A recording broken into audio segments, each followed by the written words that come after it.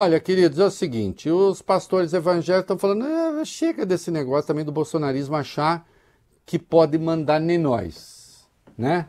Vamos até aí patrulhamento nas eleições, vai.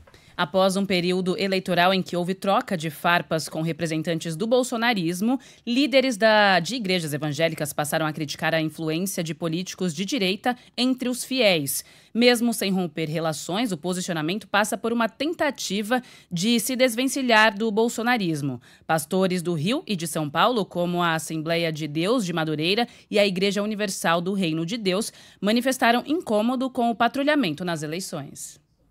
Na disputa carioca, aliados do Alexandre Ramagem começaram a acusar pastores de terem se vendido para Eduardo Paes, porque Eduardo Paes teve o apoio de muitos pastores no Rio, inclusive do Silas Malafaia, né? Aliás, Eduardo Paes, amanhã, ao meio-dia, no Reconversa, entra no ar uma entrevista espetacular com Eduardo Paes.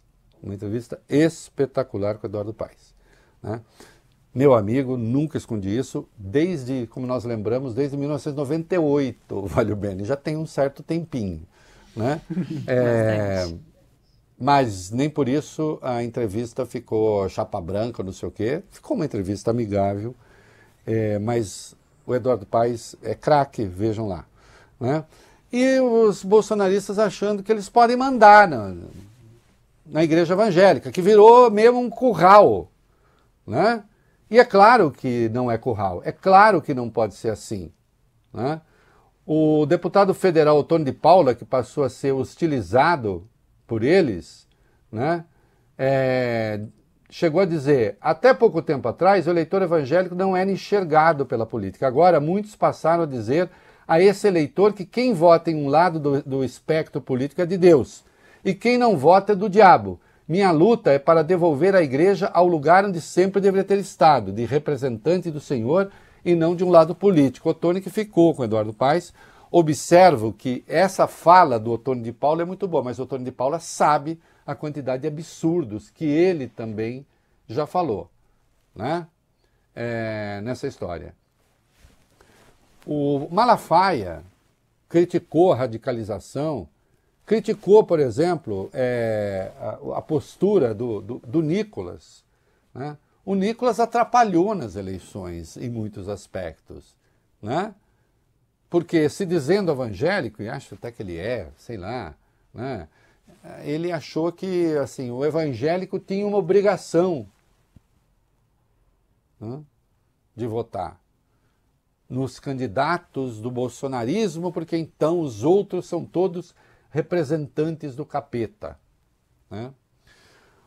O Brasil tem um ministro evangélico muito importante, não é o único, a Marina também mas o Jorge Messias, ministro da Advocacia Geral da União, ele é da Igreja Batista, né? E ele aponta as distorções e a necessidade que existe de haver uma aproximação, né, entre o Lula e os evangélicos. Uma reaproximação, que eles já votaram maciçamente no Lula. Vamos para o último negrito aí do Messias, vai lá. Foram anos de disseminação de informações falsas contra o presidente Lula. Falaram que ele iria fechar as igrejas e foi no governo dele em que mais se abriu igrejas, porque ele aprovou a lei de liberdade religiosa. Isso tudo foi sendo construído para que, do ponto de vista imagético, o presidente Lula fosse colocado como alguém que atentasse aos valores fundamentais do povo evangélico, quando, na verdade, o presidente teme a Deus. Sei disso pelas nossas conversas. E tem mais uma coisa importantíssima, que eu jamais me canso de lembrar. O crescimento exponencial das igrejas evangélicas coincide com o início do Bolsa Família. O exponencial. Sabe por quê? Porque a igreja evangélica tem muito clara a questão da contribuição.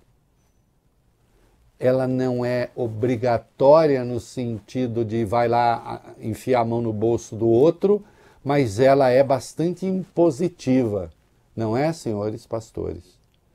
E só contribui, pobre só contribui com a igreja quando pode contribuir, né? Podendo contribuir, contribui mais.